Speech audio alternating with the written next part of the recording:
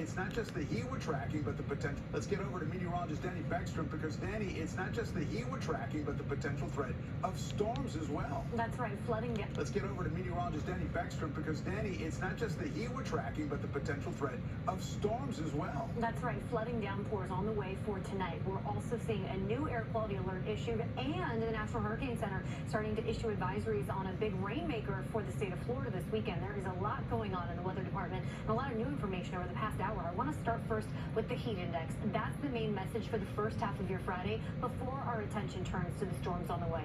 Check out Central Park, feeling like the triple digits right now, 101 right now. That's the heat index. Somerville, 104, same for Belmar. Toms River feeling like 105. Islip feeling like 99. 96 is the heat index in White Plains. It is intense heat, and no surprise, the majority of the area is still under a heat advisory. This has been extended through tomorrow, expanded into portions of the Hudson Valley and portions of Suffolk County, and upgraded in Somerset, Middlesex, Monmouth, and Mercer counties in New Jersey to an excessive heat warning. The area shaded in pink, that's where we're seeing 105, 106 heat index values. We're here in the city, triple digits, that's hot enough. And then this new air quality alert issued for Long Island for the 5 boroughs, Westchester, Rockland, and North Jersey. This just indicating the AQI could climb close to 100, which would be considered unhealthy for sensitive groups. Visually, you can tell how hazy it is outside.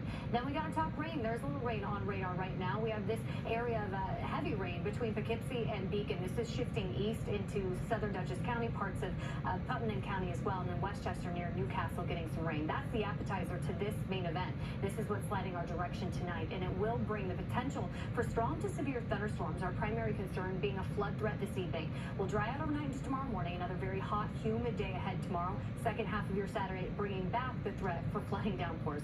It is busy. Heat index is the big weather worry right now, but you see as that lets up, that's when the storm chances ramp up tonight. I'll have the hour by hour on Futurecast for you coming up. Sandra? All right, we'll see you then, Danny.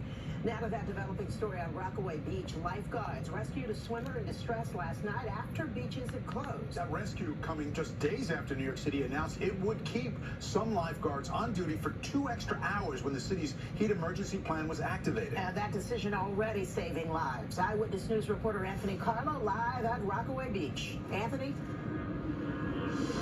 Sandra, David, yeah, the lifeguards were able to save that man's life because they were here. It's hot out here, but this is what the city recognizes as emergency heat, the type of heat that draws plenty of people to the beach here at Rockaway Beach and into the water. Water that can be a dangerous place. We know that, especially after lifeguards go off duty. Dramatic video last night shows lifeguards rescuing a swimmer in distress at Rockaway Beach. This was near Beach 87th Street. They pulled the 32-year-old man out of the water. This is at around 7 o'clock. The beach had already closed for swimming, but because the city had activated its emergency heat plan, lifeguards were on duty until 8, 2 hours later than normal. And they were able to respond after an FDNY drone team noticed that swimmer. The city deciding to extend its emergency plan through Monday now because of how hot it is. Whenever the city declares a heat emergency, a skeleton crew of lifeguards will remain, not on their high chairs, but in their shacks for 2 hours after the beach is closed. This is to better coordinate with other first responders in case of a rescue. There have been 6 drownings at city beaches so far this year, all but 1 after the beach closed at 6. The city has activated its emergency heat plan more than 20 days this year, the most in at least a decade. Cooling centers are certainly open, museums and houses of worship included, but for those who want to get out to the beach, officials are urging you to follow the rules. Limit time outside, especially if you have a medical condition. Be aware of the signs of heat illness, and the city's plan certainly in a place for a reason. If we find a swimmer in distress, as what happened last night, the lifeguards will be right there and they can activate quickly. We need the drones to have eyes in the sky to be able to see a lot more than you can from the beach, but you can't actually help anyone with a drone. Right. You need to have that connection with on-call lifeguards.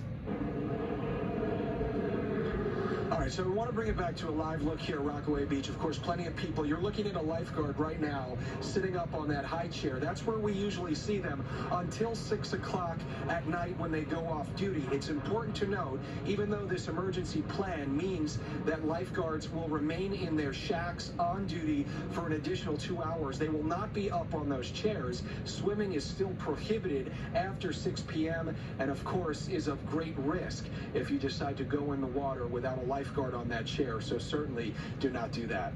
We're live at Rockaway Beach. Anthony Carlo, Channel 7 Eyewitness News. Anthony, thank you very much. We turn our attention to the